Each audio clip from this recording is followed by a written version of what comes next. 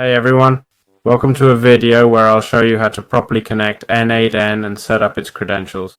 Often we just select things randomly, right? We go here, open it, but when we try to select credentials, we simply can't, you know? So, I'm going to show you how to do it correctly. First, we'll go to consolecloudgoogle.com and log into our preferred account. We'll open this menu, click New Project, name it, and skip the organization part. Now we wait for the project to create, then we'll enable the APIs we need. Let's go to APIs and Services, and then Enabled APIs and Services, okay? From here, we can search the library section for any APIs we want to use. Let's scroll down in Google Workspace, click See All, and here we have the Google Drive API, Google Sheet, Google Docs, okay? We also have Meet and so on. Just click here, or in my case, Manage. I should switch projects.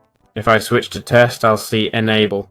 Let's click that indeed. Alright, now let's go to API Services to the OAuth consent screen section, okay? So API Services right where we were. Now we'll fill out this form, okay? Once again, I need to change project. Click Start here, wait, and they'll ask for app info. Let's put Test, okay? This part doesn't matter. For email, I'll use my contact email. Click Next, External Users, Next, Contact Info, use the same email. Next, Accept, Continue, and Create, okay? Now we'll just wait, alright? Now we'll click on Create OAuth Client, okay? Application type, Web App, even if it's local, got it? If you're doing it locally, choose Web App, name it Test, and authorize a URL.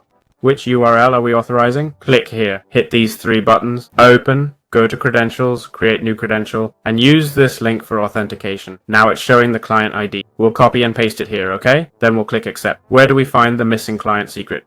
Just by entering, okay? We'll open this new OAuth verification we created, copy the client secret, and paste it, alright? Okay, but we can't connect to Google yet. It'd say it's blocked, which is a common error. Alright, now we'll click Save and go to Data Access. Next, we'll add or remove permissions and start selecting all the data we can. We'll set it to 100 rows, select all, hit update, and they'll appear on the left. We'll scroll down and click save. Now we'll go to public, click test users, and add the email we'll use with these credentials. In this case, this email. Now we'll simply sign in with Google through here. This way we'll have the credentials in N8N without any issues, okay? I hope you liked it and this solved your problem. See you in future videos. Bye bye.